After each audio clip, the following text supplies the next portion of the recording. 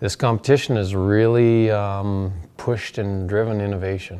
You know, we keep challenging ourselves and our planes, and it's been pretty cool to see how that evolves. Like, you go and design and do things and that you never thought, you didn't even think about that you wanted to go there or it was even possible. And it's pretty cool because in the long run, I think everybody benefits from that.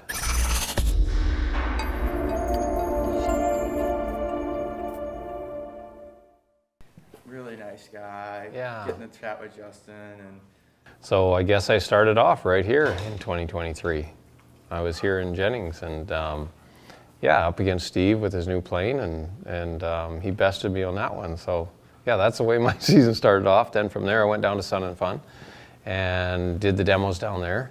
That went really well. That was a lot of fun. That's a huge event and I've never been to that before, so it was really cool to get selected. And then from there, let's see, then I would have went back home and then I went to Valdez, flew up there and competed and I took first place there and had the shortest combination. But to be fair, there's really nobody in my class. I had one other plane there that I was up against, and yeah, in fairness, there's not much chance he could beat my plane. So it wasn't up to the pilot, it was just the planes. Then I turned and burned and came down to Nebraska and did Sodbusters, so then took the plane home and did some modifications to it. This competition has really pushed and driven innovation. You know, we keep challenging ourselves and our planes, and it's been pretty cool to see how that evolves. Like, you go and design and do things and that you never thought, you didn't even think about that you wanted to go there or it was even possible. But through the competitiveness and just this whole event type situation, you do. A lot of us are driven that way. We're out to get it, and it's pretty cool. Because in the long run, I think everybody benefits from that. The design mods that we make and test them out and prove them, and they don't all work, but some of them do. And you're seeing all these planes that are so capable now that we didn't have, even 10 years ago. And that's pretty cool because, sure, we just use them to do short takeoff and landings here, but these are tools for the backcountry to get access where you just can't unless you have a helicopter or something like that. It just opens up another world. With that too, these planes flown properly are potentially safer too because they fly slower, take off slower. So if you do have a mishap, it's likely not going to be as severe.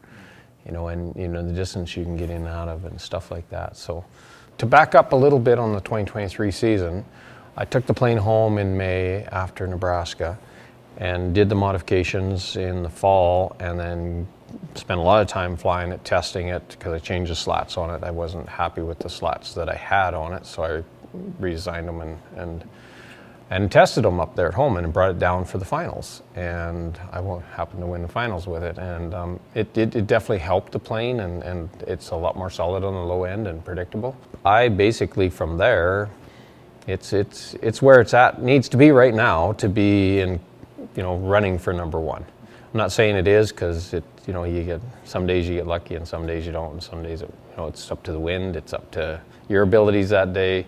Right now, I have no plan to change it at this particular point, but who knows, as competition is, someone else is going to come up the ladder and challenge it, and there's already planes out there capable and pilots if they want to, but they're just not here this time. So you kind of get lucky when you're out there with the machines we have. And unfortunately Steve couldn't come to this event, and I wish he could have, but because I love going against him. But it was so cool to be up against Justin for the first time.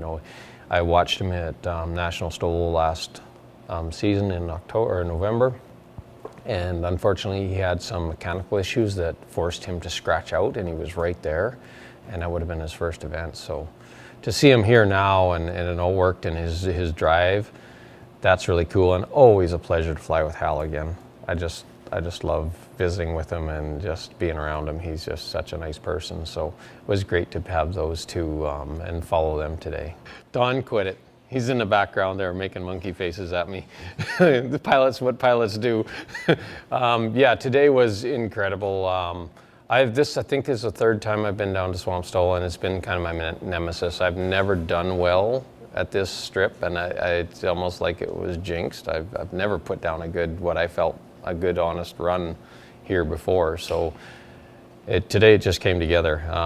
We had the rain earlier, so yesterday in practice it was a little bit slimy, and you know, the winds were a pretty good crosswind, and you know, I had to deal with that, so you couldn't give her your all.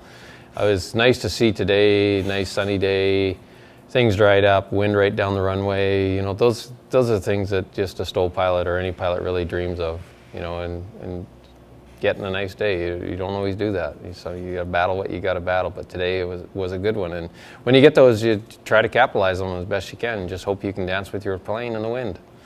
Today was good. I broke my jinx. It felt good up there.